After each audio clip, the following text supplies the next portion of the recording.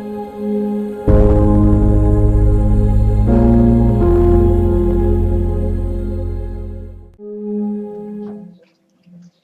morning, everyone. Good morning. Good morning. Again? Good morning, everyone. Good morning. It's always good to be back in here. I know today we're not expecting a lot of people because it is a long weekend. Here's Thanksgiving, special weekend to be with family and friends. But it's always good to know that some of us took the time to be here today. I think the lecture today could not be more appropriate for the weekend. It's going to be talking about cultivating gratitude. These days, more and more, we talk about the power of gratitude and mindfulness and everything. But as always, before we start our lecture, we're going to have our initial reading and our initial prayer with Marcio.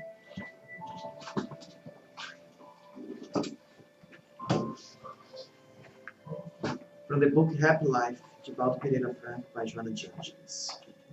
Jesus said, do not let your heart be grieved.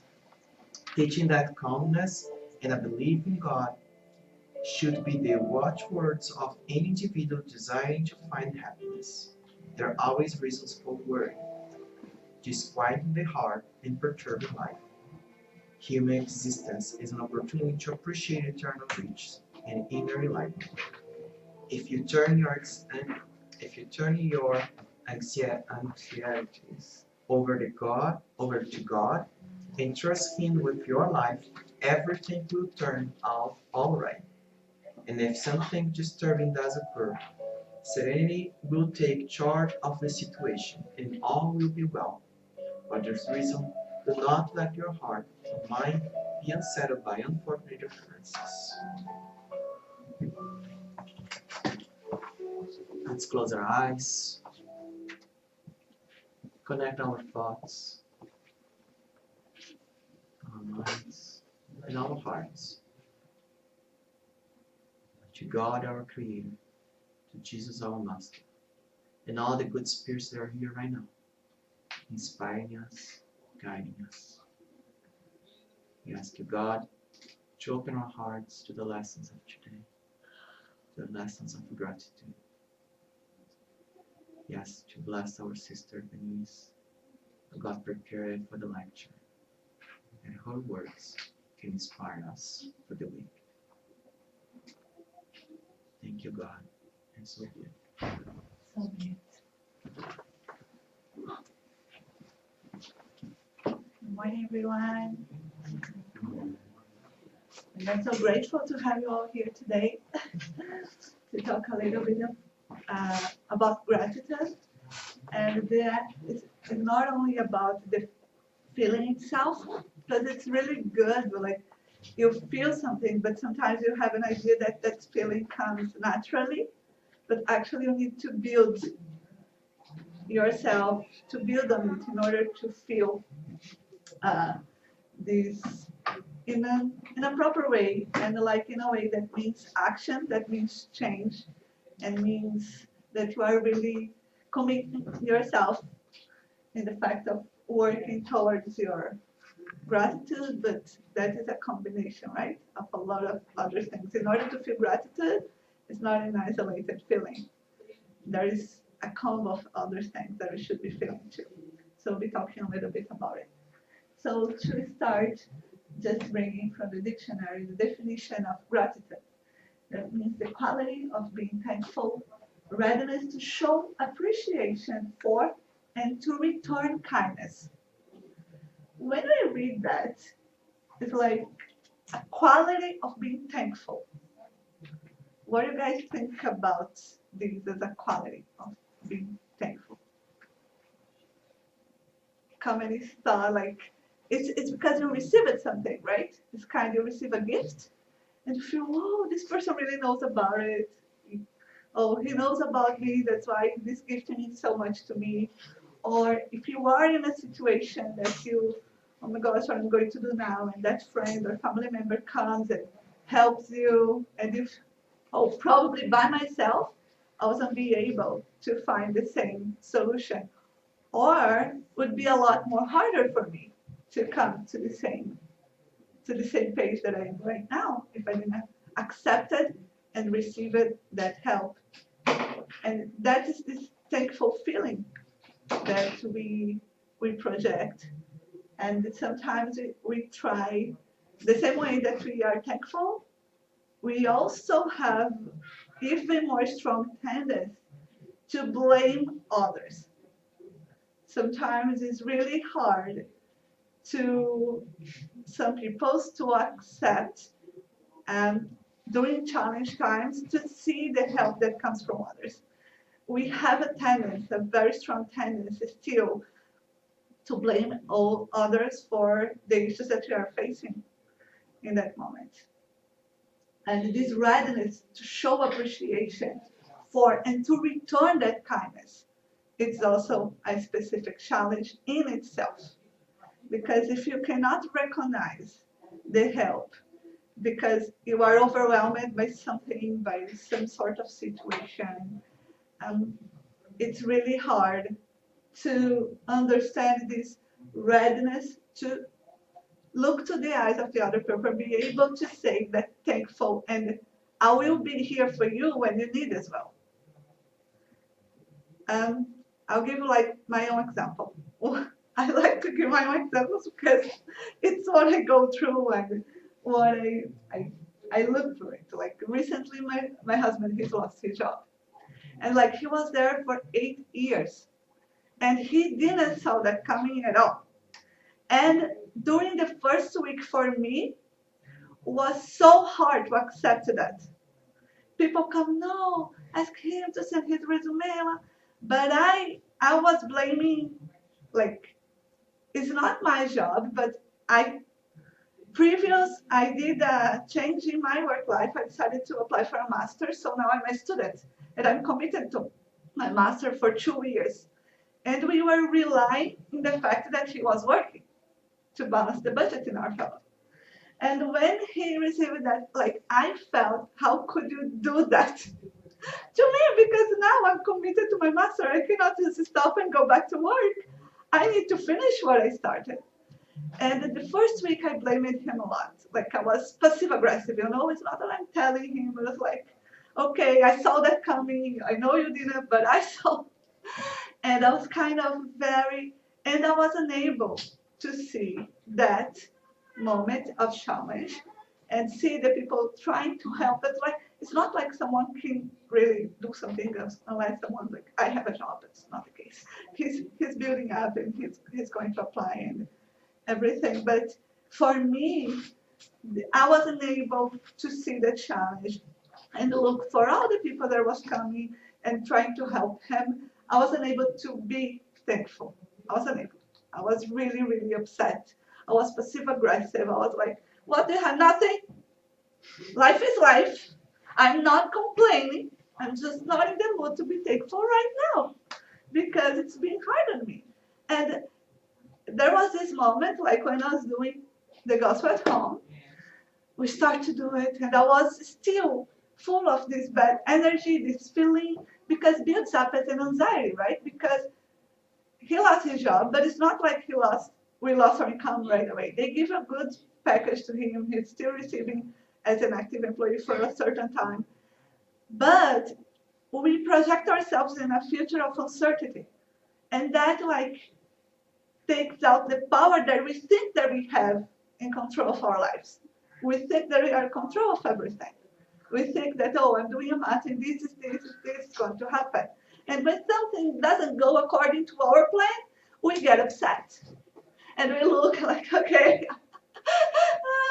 you push the rug under my feet. And now I'm trying to find my stability back, energetic speaking. And during my gospel at home came that feeling.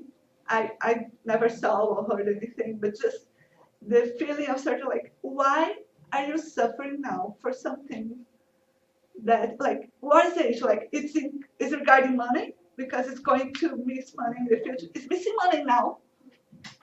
Are anything missing now? Are you suffering you don't have something right now? No, you don't. So don't complain about something that you don't know. And that was a moment that I was like, okay, yeah. Why am I complaining of something that is still going to be in the future? Why I cannot look for the challenge things that comes to my life, even though I read the Spiritist doctrine, I read a lot of like Eymael, and they talk about this all the time. Is in the moments, the hardest moments, that the most important people will be by your side, that the help will come from all different ways. You need to have your eyes, your heart eyes open to receive this and to look at this challenge moment as an opportunity and with gratitude and act with gratitude. Because to talk about it, sometimes it's really, oh, I'm so grateful for that person. And when that person needs you, but today I'm so busy, like that day you need to make you need to find a way. You need like, oh, but I had some like brunch with my girlfriends today. So like, yeah, I'm going to postpone the brunch. That person needs me. I need to be there for her as well. So it's a form of commitment. When like we inform or say as a gratitude return as I owe you one. When you receive a favor, in the English language you say, I owe you one. And in Portuguese you say a very similar sentence as well. So it's kind of, it's not when I want, I'm going to pay you back. It's when you need, I'll be there for you. And that is the thing that we need to be ready to show appreciation at any moment of any kind. Because you don't know what kind of help will be looking for you to be an instrument of God, to be an instrument of good in someone else's life. You don't know, but you need to put yourself up to the game to be willing and putting yourself, if you need, I'll be here, I'll be there, I'll be whatever you need, you know. And we need to really put ourselves in this mindset, especially when hard time comes, because everything passes, the good times and the hard times. And we need to remember that and remind us that so we can keep our vibration in a level that our spiritual friends will be able to help. And I think that most of the people in this room share one gratitude and one thankful aspect with me regarding the fact that we probably choose to be in this country. Most of us were born in a different country, and we decided to come to Canada for different reasons, completely different reasons could be. But we decided. And I think when they told you that this is the most special weekend for this team, is because it's a Thanksgiving weekend. Something that we don't have in the Brazilian culture. We don't have a day just to say thank you. But which day? Like we don't. It is. It's just not a holiday. It's not a holiday. But there is Ação de Graças. Yeah. Yeah. It is the equivalent of Thanksgiving. Yeah. But it's not a holiday in Brazil. My family never got together for Thankful Day. They never. There is a day, but it's not as significant. The Brazilian culture doesn't put it as a significant day. And here in Canada, I read like it seems actually was someone that came to here and after went to Massachusetts that celebrated the first Thanksgiving here with the Aboriginal community that live here. And since then they start to keep with the tradition. But it's a tradition really to thank for the harvest season. So harvest season is finishing. They are embracing themselves for the winter to come. They never knew, like they didn't have the app to look how bad it'd be that winter. No predictions about it. But they got together just to be happy, to have each one. Like we have this community. We are very, I don't like to use the word lucky, but we have this strong bond that will keep us together for the hardest time to come.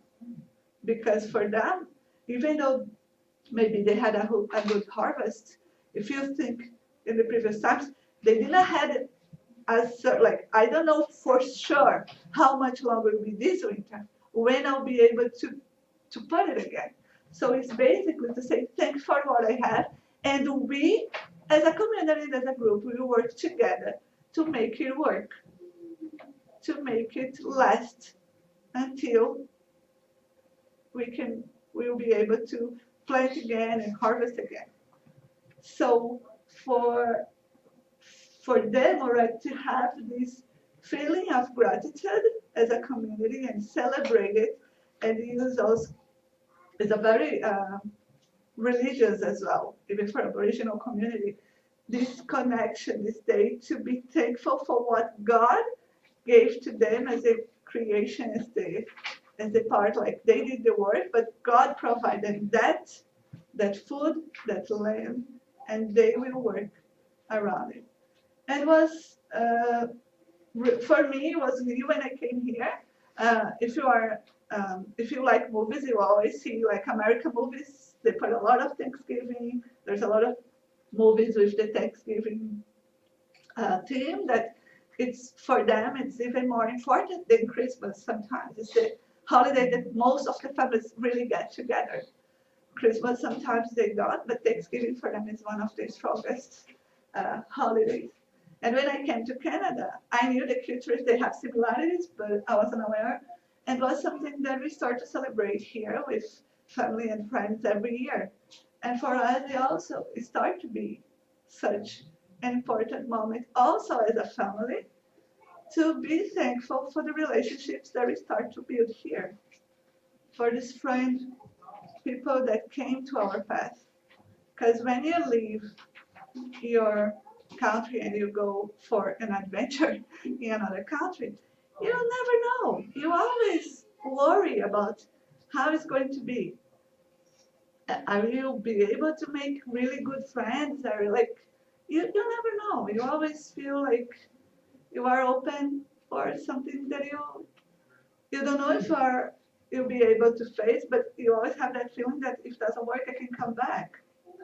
But it's a day that always reminds me why I came to Canada, why I love so much this country, and what I should be doing now as someone that lives here to keep this country as the country that I dream about it. What can I do now that I'm here to help like this society to grow and be better? And I have a partner in this as well. Sometimes even work somewhere else. I don't know, at least for me in Brazil, my feeling was that I was swimming against the current because I was trying to do certain things and people always look to me as, you are a loser. Why are you wasting your time doing that? You know, what? Oh, Denise, no. No, Denise, you're not doing that. Like, but it's the right thing to do. No, no, no, no. No, so go and do it alone. And I was really in a moment in my life, I was like, if we want, I looked to my partner, if we want to start a family, sorry, but I don't see myself raising a kid here with everybody telling this kid, they tell me they're not, but they will tell the kid as as a child too, that what he's trying to do is insignificant and he cannot fight against the odds and he should just go with the flow. What is that? How things are going to change if we keep this mindset? And that was one of the big things that I came here.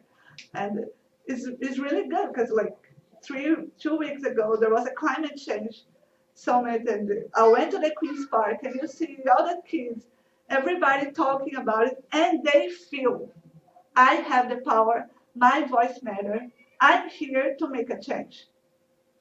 And it's so beautiful to see such like that little kids like, yeah, I'm here for that. We are going to change. But we don't need to wait sometimes this new generation to come to change. We need to start to change ourselves. There's a lot of things that we can do to improve because we live in this society that praises consumerism, praises the excess. And in the end, we have so much things to compare because it's like, oh, I don't have this clothes, but you know, that brand has that other one that is like $200 expensive, but it's a lot better. And you start to put yourself in this miserable situation that If I don't have that, then I'm not, this one is not good enough. Sometimes you always look for the things that you have as, this is not good enough. I wish I had that one. Do you know the one that makes a zoom? You point and makes a zoom. Blah, blah, blah. You always try, oh, this laptop's not a Mac. A Mac could be better. You always try to put yourself in a situation that other things are better than what you do have. When actually, what you do have is probably a lot more than what you really need. Because if you scale down to the word of need, what you need in order to have a good life, it's a lot less. My family background in Brazil, my father came from a very poor family. He was raised with another 7 brothers and sisters in the middle of literally nowhere. They lived off something that they plant. They really there was times of the year that they eat like mangoes in the breakfast, in the lunch, and in the dinner. And if you talk to him or his siblings, they don't remember of that time about what we're missing. They remember about the place that they had together. They remember that was hard, but they remember that they had each other. And here, we don't have so much. You can go, everybody goes to a grocery stores here in this country normally and can afford you have food bank, even if you don't have a good income, you can go to food bank. And if you see the basic food, it's a good amount. There they really used to have nothing. And we forgot to compare about the people that came before us, that they really had different things. And now that we have everything so easy to access, we still try to put ourselves in this miserable area that I don't have enough. Research shows that when you start to screen on social media, it takes only 7 minutes to your body to start to produce cortisol. That is one of the things secreted when you start to go into a stress and depression. Only 7 minutes look at someone else's life and compare yourself to that person's life. It's enough for you to feel less and less and less. And why we do that to ourselves? Why do we really keep putting ourselves in this thing that what the other one have is better than mine? Or I don't know, I don't deserve it, or oh, I work as hard as that person and I don't have the same. It's different persons, it's different histories. You never know what is on that person's other shoes. You don't know how she's walking. She could be in high heels, very fancy, but you don't know how is it truly feeling inside her. And why you need to compare yourself with just the aesthetical aspects. Because in the end, we spend so much time investing in the only thing that we know for sure we're going to lose. That is our bodies. No Botox.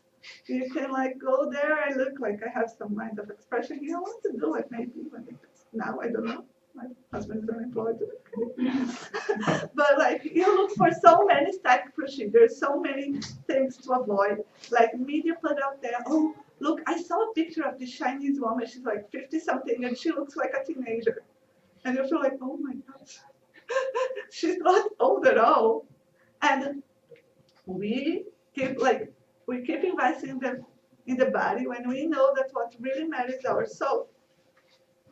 No, nobody has, the media doesn't put out there an old lady full of rings, but that is wise. That is no, they don't exacerbate that. They only exacerbate the youth, the beauty, the aesthetical things. When we know we cannot carry that forever. Gravity law is for everybody. At certain point, everything will fall. For everybody, it's natural, and we keep fighting and investing. How many millions of dollars are invested just in the cosmetic industry? Because it's millions and millions of people investing and buying this sort of products, fighting against the options. That is going to happen. later, soon. And when you look to our soul, to our feelings, we have a tendency just to put the problems under the carpet, right? Under under everything that we build up in order to, most of the time, just it's like this self sabotage that we do, because we try to change our attention from what really matters to what is superficial, just trying to keep our mind busy and don't think about all these hard moments and hard feelings and good things as well that we should be more attentive to, right? And one of the things that we sometimes have most hard time to appreciate is sometimes it's our family. Sometimes, like, you immigrate here. Okay, thank you, God. That cousin that I hate, she'll never going to visit because I'm going to find an excuse. I will never see that person again. Now I'm just coming back to Brazil every 2 years and like, hi, bye. Okay, that's it. And then you move across the globe, you come to Canada, and then you start to work, and there is a person just like your cousin there. And they're like, no, no way. I can't find this personality here. I run away from this person. Why showing up here? Because it comes back, the lessons come back, right? And we have a tendency in our family to have the most challenging relationships.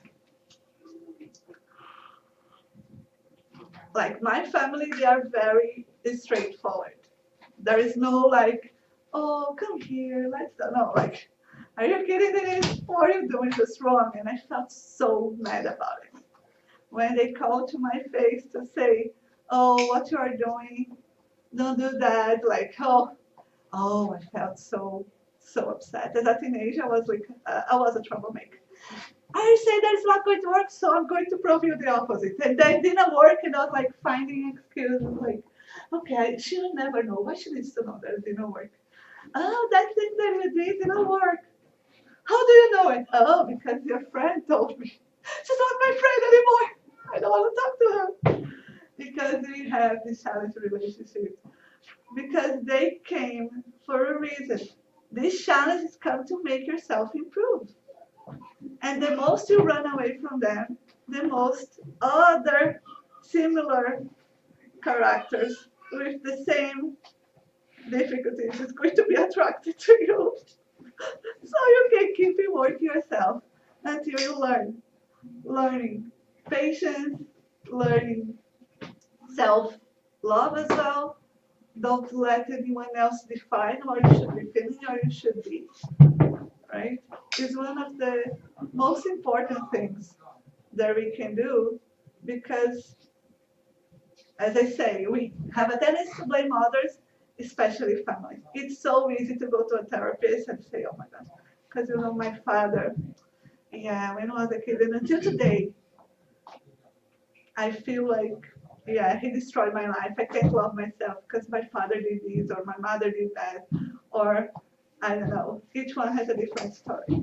But we can't keep looking for the things that's missing in our life because we have a tendency to say, oh, I'm like that because I didn't have love or affection or I couldn't feel love. I couldn't feel my family acceptance towards myself. When we forgot to look, what you did, like, did, did they feed you? Did they send you to a school? Do you know, there are some basic things that you take it for granted as it's an obligation. It's the obligation to give to me. I cannot, I should not be grateful. Why should I appreciate this? Is basic. You always why he never sent me to Disney. I never went. All my friends went. It was like you don't go. And people get upset. One of these days in India, there was this guy. He just threw away a BMW because he wanted a Jaguar from his father. He threw away in a river. It was like national news. Imagine this parent that the kid just threw away in a car. In a country like India, where there is this big social inequality, and the person goes and throw away in a river, and people start to try to save the car. And you look like, how can someone be that ungrateful? How do we let this? Because the same form that we cultivate gratitude, we can cultivate to be ungrateful and start to think that everything that we have is an obligation of others towards us, and they're like, yeah, that's what he should be doing. He should be great that I'm the one accepting it. There's people that say things like that. Oh, I accepted, look him, and cannot see the good things that comes in your direction. And sometimes these good things could come in the form of a really hard situation. But you still need to try to look for the things that you have, for the blessings that you do have. You cannot count in this life nothing for granted. Our health, our loved ones, even our enemies. It's an opportunity to understand why I I can't cooperate or I feel this animosity against this person. It's a self-reflection and brings a lot of opportunities within it. So if you think about the Ten Commandments, you're talking about family, the Ten Commandments talks a lot about things like it's about love God, love the others like yours. But most of the commandments is don't do this, don't kill, don't cheat, don't. But one that is also in action is like honor your father and mother. He doesn't say don't hate your mother and father because they'll be tough on you or because they will do mistakes. Because they're just kids like you and they're still learning and they could do a lot of mistakes while they're raising you. It wasn't like don't hate, it's like honor them. Don't judge them. Understand. Because it's really easy to blame, but if you try to look and stop with this, there is also, I don't know, as someone that grew up watching Disney movies, you always put parents in a situation that they need to be like kind and love. They need to be these perfect figures that will be always fighting and there for you. And anything that you need, your parents will be there. And in real life, that's not how it works. In real life, everybody's in a different level of understanding. And I remember, I lost my mother when I was a kid, but I was raised by my grandmother. And I remember how sad and upset I got with her because every time I asked her or confronted her about something, she used to tell me, you need to accept it. God wants this way. No. Are you kidding? Which God is this? This is a sadistic God that is like making jokes with me. You know, I don't want to talk with your God because my God's not your God. But after a long time, I understand the value of the resignation lessons that my grandmother passed to me. Because now I understand if you keep fighting, the one that suffers the most is yourself. There are things and moments in your life that you really can step up and do something to get things better. But there is other things that's out of your control. And it's really a moment of like you need to embrace this resignation and understand that there is plans that you don't understand, but you are going to keep your faith. You're going to keep your strong. You're going to keep like looking for a solution no matter what. But you cannot, if it's something, especially towards someone that you love. As a mother, I have two kids. Oh, my oldest one, he's so shy. Sometimes I wish he's back there. But sometimes I wish he could speak more for himself. Anything that happens, and I wish, but this is his personality. I need to work around. I need to find tools to help him understand that he can say if something is bothering him. But as a mother, I have that tendency to step up and try to do instead of him. And I can't because this is his feeling. This is how he sees things. And like I'm powerless in this moment because this is his choice now. He's still starting to learn, but it's his choice now. And if I could, I would be like, if there is this big corporate that I could go inside his body and be like, hey, come back here, come here.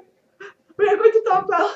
You cannot just come and push me from this life. That's not how it works. But I can't. And I need to look to that and just like, okay, there's something I can do. Do you want to do? No, I just want to go home. Are you sure? Yes, okay. And 3, when he comes down, I try to talk, but normally he's just like, I don't want to do that. This is me. I'm not you. He already told me that once. And I was like, why? Are you so wise already? Don't tell me this stuff. You're growing up too fast. But it's life. And that's how he reacts. That's his personality. We need to understand. As a family, we have these different papers, right? We have like these different roles as a daughter, and then as a daughter, you are the one to accept someone else's decision, and you think, okay, when I grow up, I'm going to do my own decisions, and you do a lot of bad decisions, and you're like, oh my gosh, I'm ashamed of myself. Why I did that? And then at a certain moment, I decided to be a mother, and you think, okay, now I'm in control, and it comes like, no, I'm not going to eat this green stuff. But it's good. Others said, come here, let's talk about nutritional aspects, how broccoli is important in your diet. No, not in here. It's not coming in, baby. And you feel like, oh my God, let me read another book because all the books they promise, just read this book. We have the perfect way to make a kid eat all the vegetables. And then you go, oh, so I should do this. And you do, okay, this, and there's a recipe. And the kid, no, I'm not going to. Oh my God. Oh, there's another book. And we start like, you don't have control. It's their personality, it's their will. And that happens a lot in relationships. And sometimes if we keep putting ourselves in this role of you need to have control, or also there is this other role, like I don't want to make decisions, I want to let everybody decide on my behalf. You are also trying to put responsibility onto others, what is really hard as well. So always is this, we evolved to this electronic balance. We put and we see a number, but the balance of life is that old one. You put one thing on the side, the other one goes up, then you put a little bit, and then goes up, and you keep trying to find that balance, that middle thing. And it's hard, because when you start to think, it's like water starts to evaporate and things go again, and you just are trying to change, are trying to make your best, but to be open of this feeling of gratitude towards our family members, towards the people that surround us. It's really, really important for our own growth. Ignore them and try to run away from relationships as doors that we close and forget what is inside that room and try to go to another place. It just doesn't work. We'll come back. It will be a lot more mess too, because the dust will accumulate and then they go, oh my gosh, it's really hard. So Kardec, right? If you look gratitude, it's fun. Like most of the things that we talk here, if you put like charity, there is a whole chapter or good full just about that topic. Gratitude doesn't have this. And the book that most talk about gratitude, most has the word gratitude is Heaven and Hell. Because the second part of Heaven and Hell is the part where they talk about testimonies. So it's a lot of people that really went through hell and now realize how grateful they should have been for certain people and certain moments in their lives, right? But in the book, the Spirit's book, there is the question 665. There is one that the word gratitude shows. And he asks that, what should we think of the opinion that rejects the idea of praying for the dead because it is not noted in the gospel? This chapter he talks about is one doesn't come, because normally when he goes in the in that chapter, he was talking about prayers, and then he comes about this. Why people that reject the idea of praying for the dead. And I never thought about not praying for the dead, so for me it was new. And I read this question, I was kind of, why someone would say not pray for the dead? Like, so probably was something, because in our culture now, people pray more for the dead than for the living. At least in my family, like when you die, then you are a saint and people will pray for you a lot. But if you are still alive, they'll be like, okay, I don't know if that person deserves my prayers. But yeah, so he does this question, and then the answer is very interesting. Like, yes, right. What am I going to say? All their answers are like, why are you asking this? It's obvious. So Christ preached to all humanity to love one another. This implies the duty of using every possible means of showing affection for each other, without going into any details in terms of reaching that end.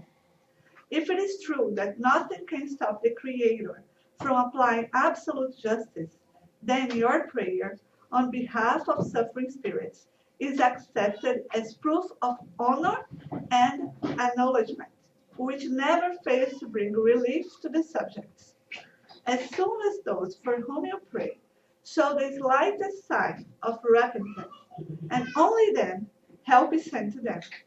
They are always informed that a sympathetic heart has thought of them, and are always left with the consoling impression that this friendly intervention has been of use to them. Therefore, your prayer induces gratitude and affection for the friend who has given them this proof of kindness and pity.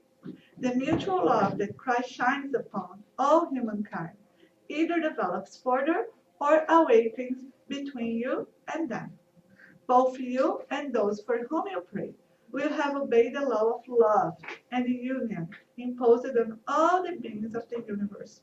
A divine law that will introduce the reign of unity and harmony, the ultimate goal of all spirits.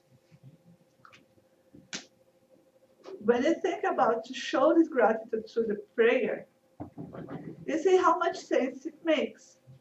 Because when we read Emmanuel books, The Romance of Emmanuel, Andrea Louise, and so many others that is full of stories that happen, you see that most of the moments, the transition moments where a character was in a really bad vibration comes through prayer.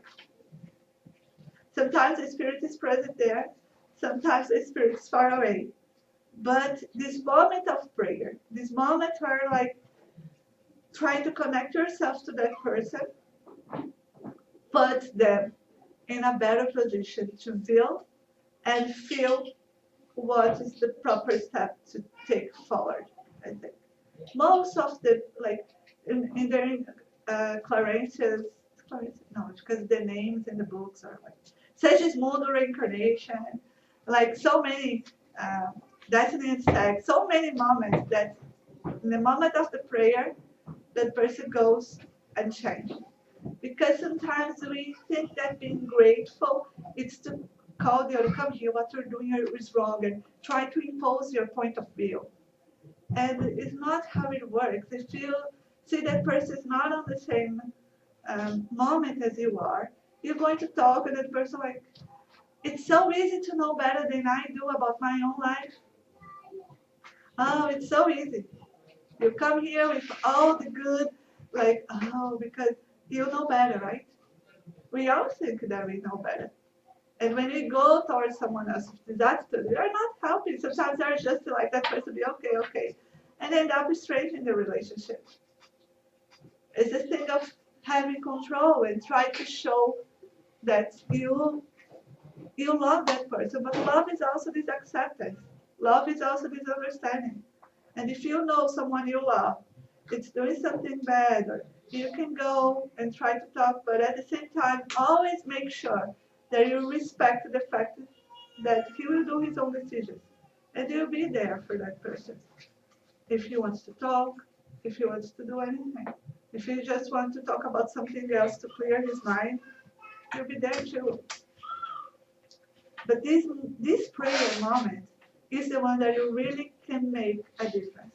Because it's not because you cannot say that person is not prepared still to have a more clear conversation about certain topics, that you cannot go as yourself and do your prayer and pray that he connect himself with the best energy possible, that he can commit himself to do the best that he can at that moment. No, gratitude is no judgment and to be like, oh, you need to do it. Like, it's not like, I don't know, collections. You cannot call and ask for accountability for someone that's not ready. Like, I don't have the money to pay. You can call here anytime you want. I don't have the money to pay. I'm not going to pay. It's something that you need to build up. That something that you really need to think about it, right? And it's also about these moments, these challenge moments that we face, that we can feel this gratitude, but we can also learn a lot of other things.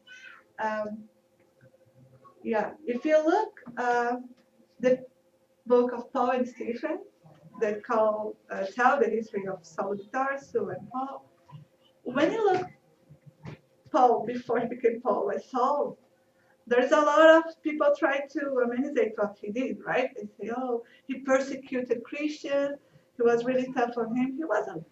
He doesn't only persecute. He killed. He killed Christians. He was someone. He was convicted of his faith. But what he did, he killed. He didn't have interest of like the people that were suffering. He was someone that he was there, and his idea, I'm here to do that, and this is the right way to do it. He killed people, he persecuted, he did terrible things. But when he encountered Jesus, that he gets blind, and this is an amazing book, if you have an opportunity to read everything, I'm just going to mention this history very briefly. But if you see in the moment, he doesn't stop himself and say, oh, Jesus, I'm so sorry why I did that. I'm not going to do it more. And he didn't put himself, I'm so guilty. I don't know why you're talking to me. I'm so ashamed of what I did. I don't know. I'm going to record myself. I'll never do that again. I'm just going to pray that ask for forgiveness. No. He was like, okay, what do you want me to do? Now I want to pray. He changed his focus. Because when he was convicted of the previous thing, he was all in. And when Jesus encountered him, that he transformed himself, he's all in as well. And he didn't waste time with guilty. He didn't waste time trying to find excuse, because he also could look at Jesus and say, okay, Jesus, wait a minute. Like, if you read the book, you're supposed to be the King of Kings. How can you born like there was like, you were born in the middle of the animals. Like, your father was like, how am I supposed to know that you are who you said you were? Never mind. He could try to find excuse for his behavior. He never denied his behavior. He never go back and try to just put himself in the spirit situation. He was like, I did that, was wrong, now I'll do what is right. And he had this personality. He was himself. He embraced himself as he was, and he went back and he faced everybody that he grew up with his whole life, his family, his friends. And then he goes back and he looks them in the face, and there was no like, oh, you know what, because I was doing a trip and I found Jesus. No, wait a minute, he was a nice guy. And no, he goes back and I was wrong and this is what's right. And people just say, are you crazy?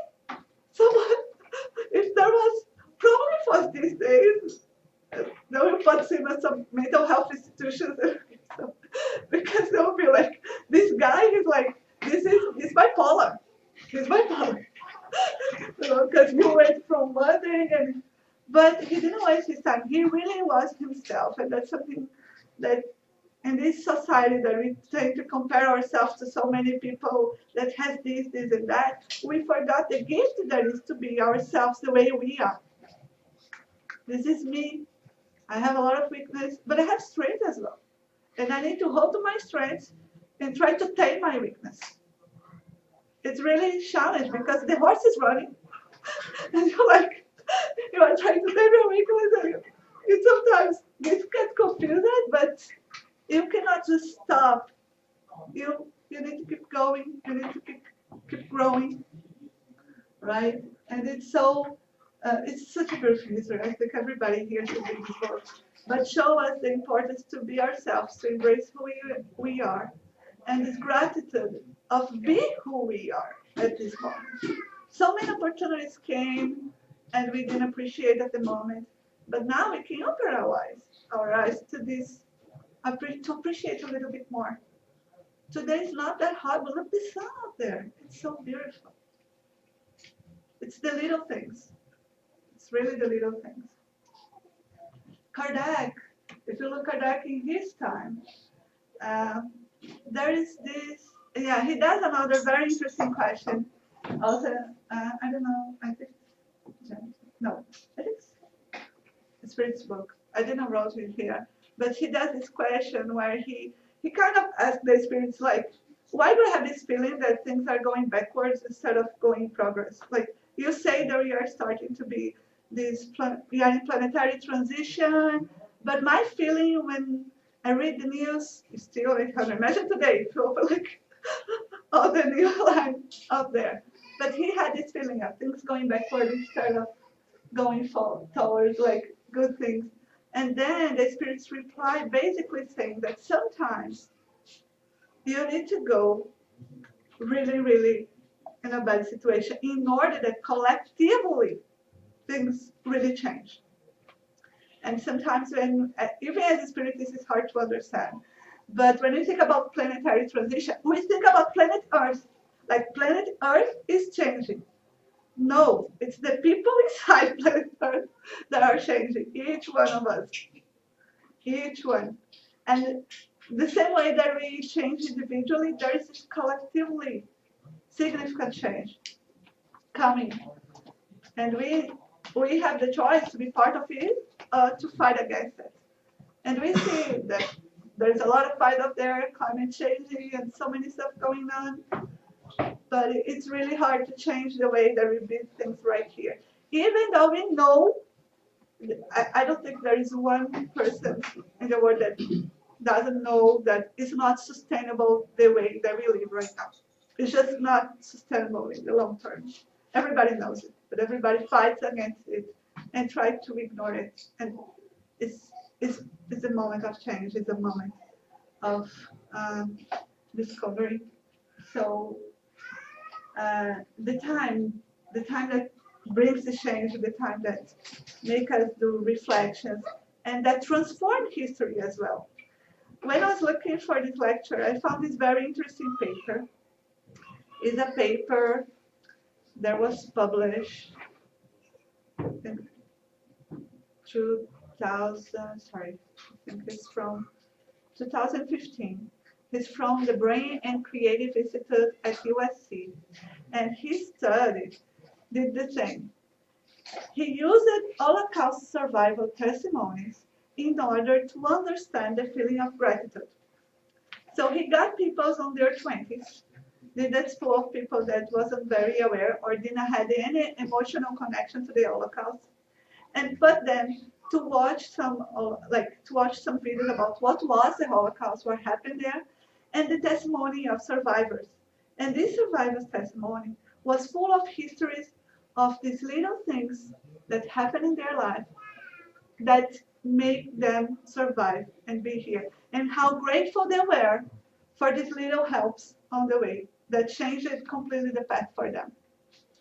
So when they did that, they mapped the brain and they realized that this sort of thing make the subject of the study, this 20s, on the 20s group, feel the gratitude feeling because they put themselves on the place of that person. And the levels of serotonin, the levels of good just went skyrocketing. Just to see and feel. So you grab one of the worst moments in history and are able to bring it back and show how the little things that changed on the course of that people's life, that little help of a family that just took that little kid in their home, even though they could be discovered and something bad happens to their own family. So many beautiful histories out there and little things. It's not like Superman or Wonder Woman went there and it's little human beings that were able to look into someone else's eye, someone that was suffering, that someone that was in need, and was able to open themselves and say, okay, I can help you. Come here. Let's do something about it. And these days, sometimes you see so many beautiful histories. People that saved hundreds. There was this guy, I saw a video, he saved hundreds of kids, and he was basically just smuggling them. So he was a train rider, he smuggled the kids through the train and bring them to another place so they could ride safe. And they put him in a place with a lot of these kids that he saved. The whole theater was full of the people that he helped to save on that time. And it's beautiful because he was able to look in someone else's eye and not say, this is not my problem. Because it's so easy to look at someone else's eyes and say, okay, this is not my problem, sorry. Bye-bye. Hope you get better. You can make a difference. You can be the one doing the difference for them. So that we could connect ourselves to God. That we could be, because one of the strongest bonds that we can have with God is gratitude. Because in the moment that we have this gratitude feeling, we appreciate what the Creator did for us. We put ourselves as their sons and daughters, and they are able to appreciate and feel this strong connection, this strong bond of gratitude, because you know that person is in your life as an instrument of God. You know that challenge came to make you grow. And then you keep building up this positive vibe of challenge come, you learn with it, you keep going, and you don't give up, right? So just to finish, it's very quickly, when we talk about gratitude and cultivating gratitude, it's important that sometimes we have an action plan. So I also read another article talking about gratitude, and they talk about 3 steps that you can take, very easy ones, that can help you to have a more grateful point of view for your life.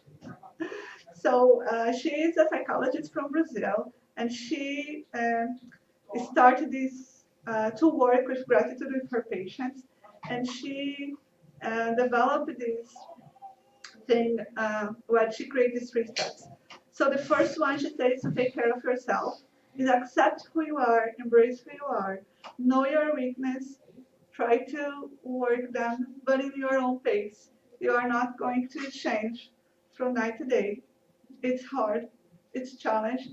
You can feel like you have a setback sometimes, but then other days you're going to feel this is life, this is balance of feelings, this balance of emotions that we need to be dealing with. But accept yourself, take care of yourself, and be merciful to yourself when you do mistakes. So this is the first step. The second one, they call as the book of gratitude. So you keep like a notebook where every day you start like with 3 little things. Could be like, oh, thankful for my warm bed this cold night. Thanks for the food, the warm food in my table. Little things. Thanks for someone that held the door for me on the subway. Thanks, little things, but things that happen. Try to be specific about this recollection of what happens through the day. You can do the following day, in the morning, or in the end of the day, but do this. Start with 3, go up to 10, but start to have this note. Write is really important. Really helps you express and also makes you remind. In the moments that you are not that good, it's a good thing to remind and sometimes even read the good things that will happen to you. And this is a good way. So I have the book to keep track of it. And for last, also very important is give like a new significance for the challenges that you have. As I told, my husband lost his job. At the beginning, I was so upset. But now, why not look at that as an opportunity for him to learn and grow and see other things out there, not only himself, but us as a family, to be prepared. We are in a very dynamic world. Everybody's changing. Everybody, you cannot just try to create this comfort pocket in life and hide yourself. Say, I'm so good and comfy here. I'm not going to put myself out there anymore. Let me keep in this job, or let me keep doing this the rest of my life, and I don't want to change. Changes will come in your way. So it's good to be out there. It's good to, like, he's a health person. He's a very smart guy. And it's good. He'll be going to a different chapter in his life. So why should we be complaining about the things that we lost instead of be looking forward for the things that we have to come?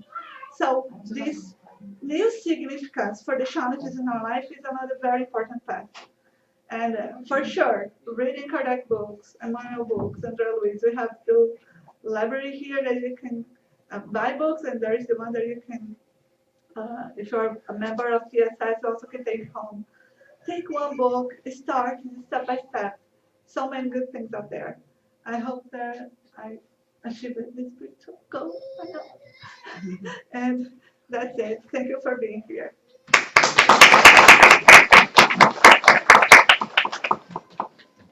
Thank you, Denise, for this lecture. We're very grateful for your lecture. I hope so. Do you have any questions or comments? Anything on the internet? So thank you very much. All right. So we're gonna prepare now for our passes. Saying goodbye to all the people that are with us over the internet, hoping to see you here next week. Okay. I'm just gonna help everybody to actually condense on 3 or 4 lines max, because everything is spread right now.